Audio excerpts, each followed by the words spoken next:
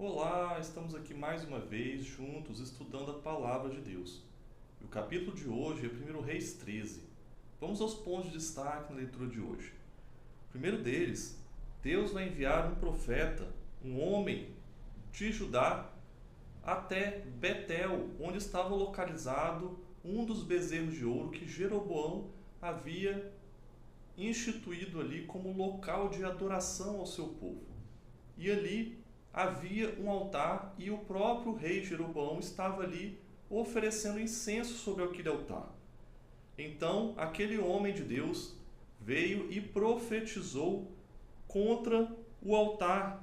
Disse que haveria de vir um rei de Judá, da casa de Davi, cujo nome seria Josias, e esse rei profanaria aquele altar e acabaria com o culto naquele lugar.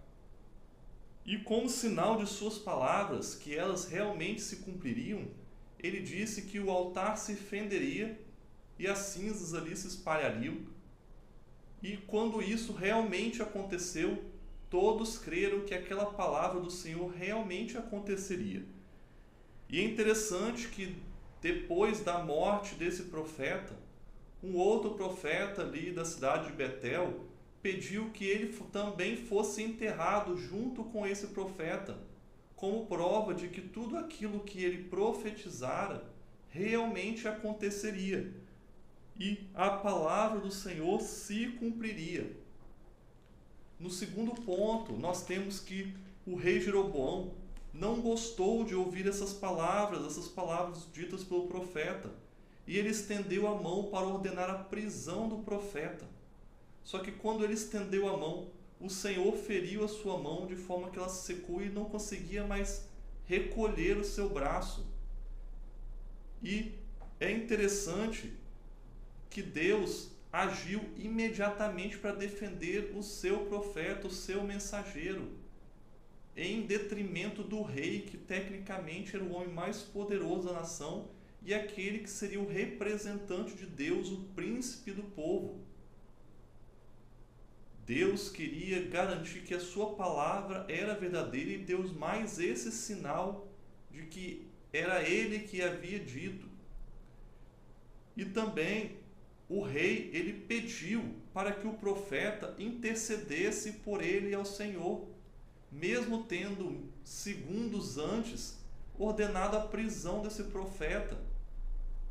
É aquela questão de que quando me beneficia, eu faço uso de qualquer coisa a meu dispor. E é interessante também destacarmos que o profeta, ele não levou a ofensa em consideração, mas ele intercedeu ao Senhor pelo rei Jeroboão, e o Senhor curou a mão do rei. É interessante realmente a gente refletir nisso, porque Deus, ele nos abençoa, mesmo se muitas vezes não somos fiéis a ele de todo o coração. Deus, ele é soberano, e Deus é um Deus bondoso e misericordioso. No terceiro e último ponto, nós vemos que Deus havia ordenado que esse profeta não devia comer nem beber nada enquanto estivesse ali em missão na terra de Israel, e que ele deveria voltar por outro caminho diferente daquele que ele havia ido. Então ele conhecia a voz do Senhor e reconhecia sua ordenança, tanto que a repetiu 2 vezes, uma ao rei Jeroboão, que o convidara a ir até sua casa para comer e beber, e outra a um velho profeta ali da cidade de Betel, que também o abordou e o pediu para voltar e comer em sua casa. Só que ele desejava tanto comer e beber, ter um refrigério, que ele desobedeceu a ordem expressa de Deus que havia lhe falado, quando o outro profeta disse que Deus também havia lhe aparecido para fazê-lo voltar e comer em sua casa. É aquela questão que já vimos também no caso de Balaão. Balaão queria tanto as riquezas que foram prometidas para amaldiçoar o povo de Israel, que é o primeiro indício da aprovação de Deus.